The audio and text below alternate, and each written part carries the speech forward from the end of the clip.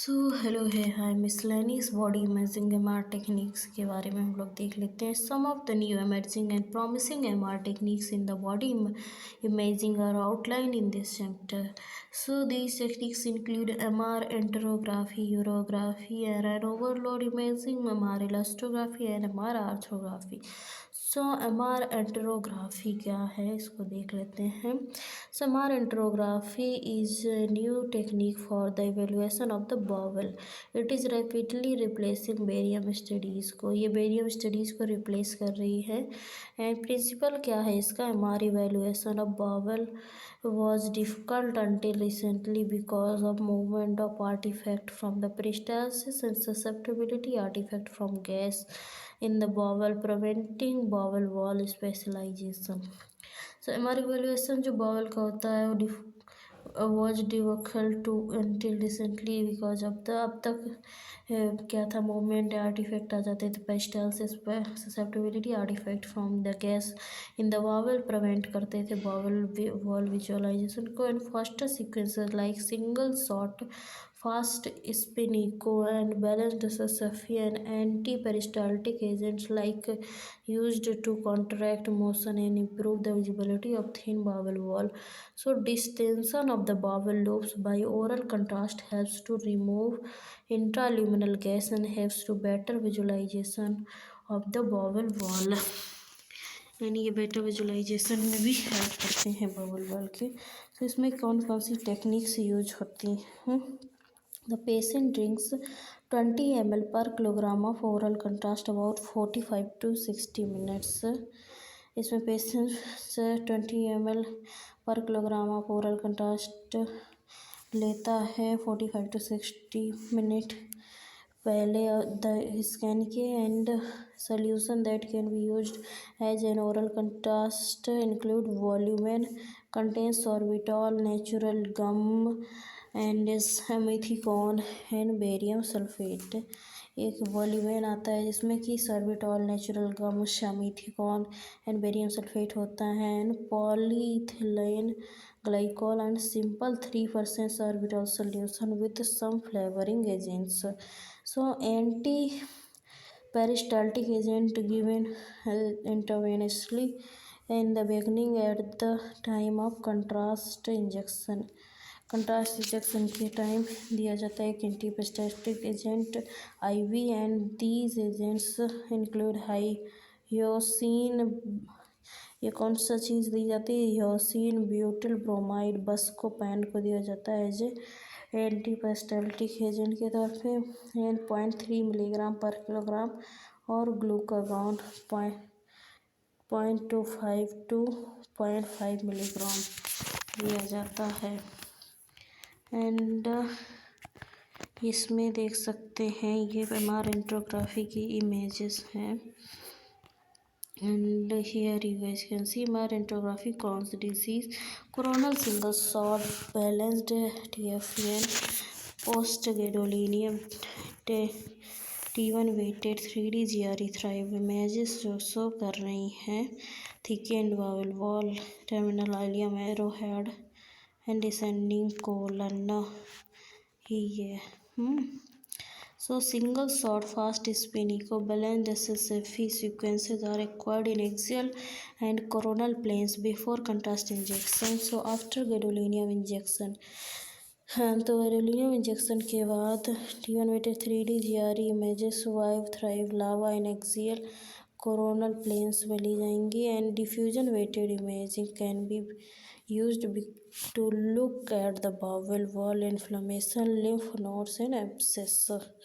तो diffusion weighted जो imaging होती है ये उसको यूज कर सकते हैं देखने के लिए बाउल वॉल में, इन्फ्लेमेशन में, लिम्फ नोड एंड एब्सेस में।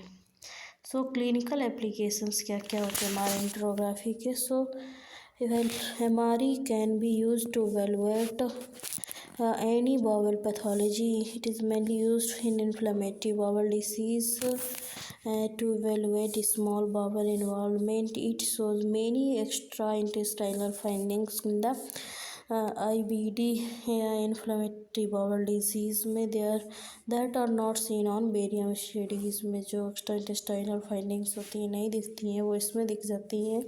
And now MR urography.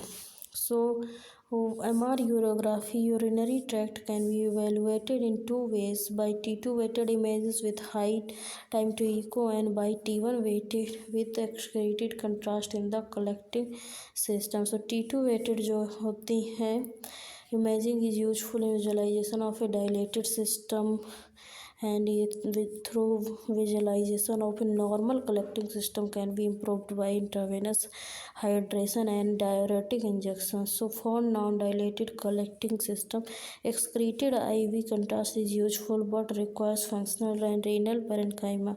A complete MR urography is usually combination of both T1 and T2 weighted imaging and functional evaluation on dynamic post-contrast images. सो इसमें क्या technique की जाती है apply? So patient started on the intravenous Ringer lactate, intravenous Ringer lactate दिया जाता है 10 ml पर kilogram के हिसाब से 30 मिनट्स के लिए before the scan. And intravenous furosemide भी देंगे 1 मिलीग्राम पर किलोग्राम के हिसाब से, injected approximately 15 minutes before the gadolinium injection. So during these 15 minutes, routine anatomical T1 and T2 weighted images of the kidneys ली जाएंगी। 15 minutes routine anatomical ली जाएंगी। T1 weighted and T2 weighted images, kidney bladder are required, followed by 3D MR urography, a heavily T2 weighted 3D fast spin echo same as 3D MR SCP के जैसे, and cover करते हैं kidney, ureter and the bladder, and multiple runs of coronal oblique along with the long axis of kidneys and ureter. So T1 weighted जो होता है इसमें जो T1 weighted होता है 3D GRE VIBE THRIVE LAVA are acquired during dynamic intravenous injection of routine dose of gadolinium based contrast media. So dynamic runs are continued till complete opacification of the distal ureters and bladders. Dynamic runs जो होते हैं continue होते हैं उधर distal ureters and bladders, and post processing the 3D MRU and post contrast T1 weighted images can be reformatted in various planes using methods like maximum intensity projection, MPR and VRT. The post contrast images can be processed using various functional assessment software that are available free of cost on the internet. So the functional information obtained includes differential renal function, so renal transit time to excrete and symmetry between two kidneys. So clinical applications क्या है इसके? complete MRU can serve as an one-stop shop for evaluation of all urinary tract abnormalities including congenital, obstructive and neoplastic. So here is the images of MR urography which you guys can see here.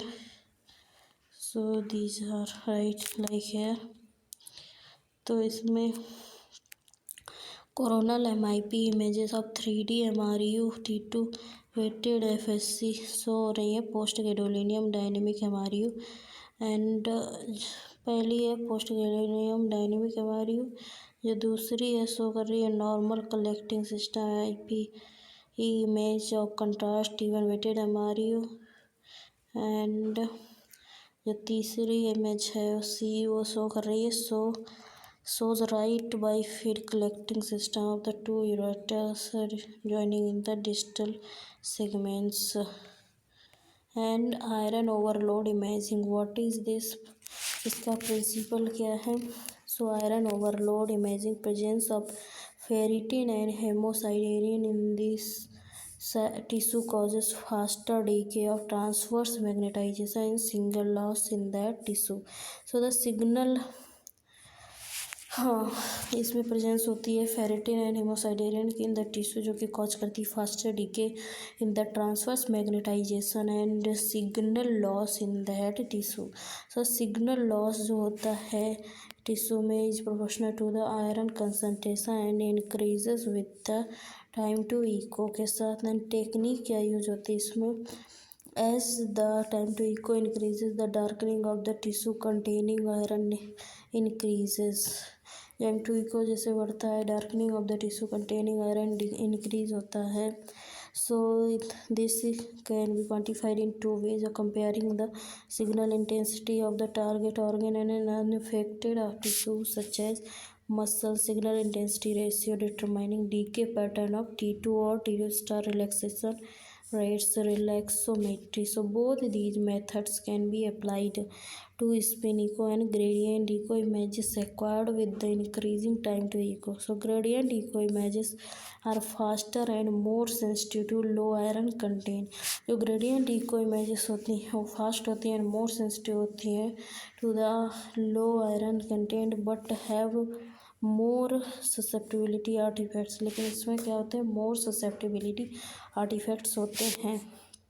And clinical applications क्या होते हैं इसके. सो iron overload can be caused by long term transfusion therapy.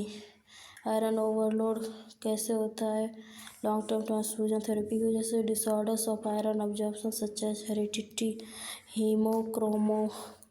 hemochromatosis and defects in heme metabolism. Iron is toxic to the tissue and can cause dysfunction of the organs like liver, heart and endocrine organs. So MR imaging can be used to detect and quantify iron deposition in various organs for initiating and monitoring treatment and determining the response to iron chelating therapy.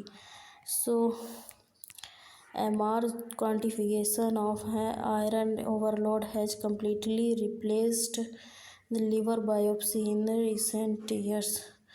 So इसने क्या कर दिया है, liver biopsy को replace कर दिया है.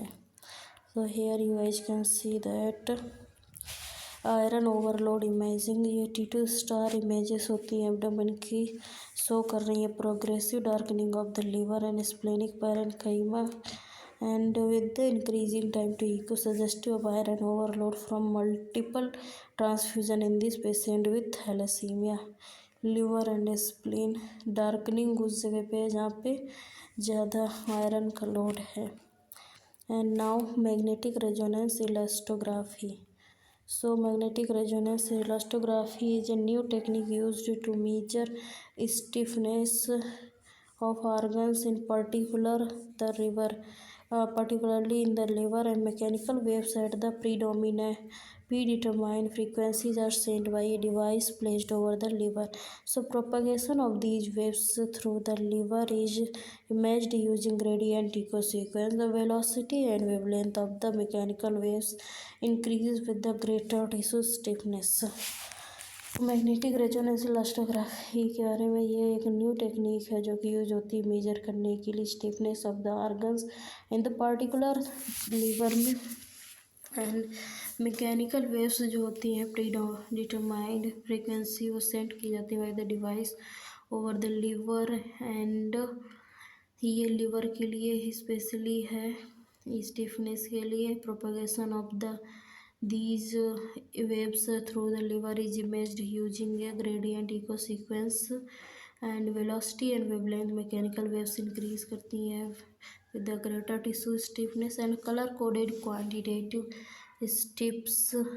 stiffness maps elastograms are obtained. liver stiffness increases with the liver fibrosis. Liver fibrosis के बाद लिवर की स्टिफनेस बढ़ती है.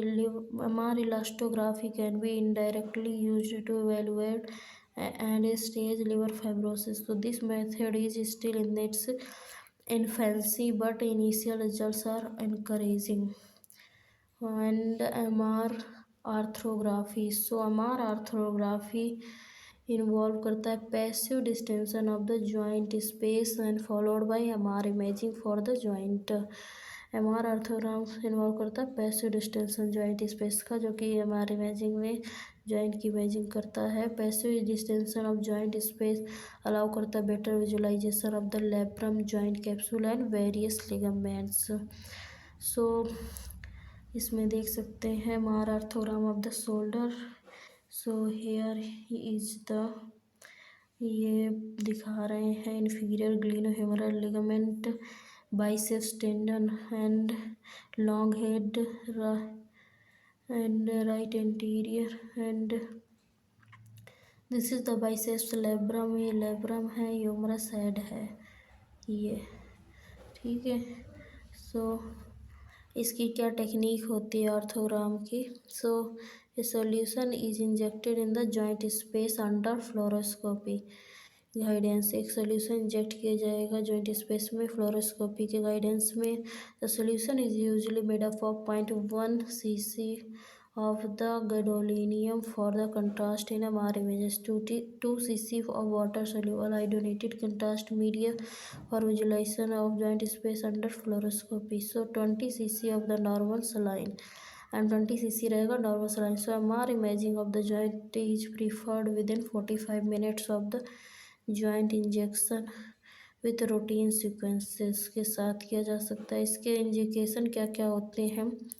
Recurrent dislocation of the shoulder joint, बार बार डिसलोकेशन हो रहा है शोल्डर जॉइंट का। मास shoulder arthrogram allows visualization of the glenoid labrum, glenohumeral ligaments हैं। Rotator cuff of the exquisite details हैं। मार ऑर्थोग्राम शो करता है anteroinferior labrum detachment, Bankart's lesion, APLSA anterior labrum periosteal sleeve avulsion, glenoid labrum ovoid mass slab, superior labrum anterior posterior lesion in the recurrent dislocation. So hip joint में ऑर्थोग्राम for evaluation of the labrum, it is being performed less frequently because of good accuracy of routine hip imaging at 3 Tesla in MRI for the detection of the labral abnormalities. So this chapter is completed here and you guys can like share and आप revise कीजिए। ये book complete हो चुकी है यहाँ से।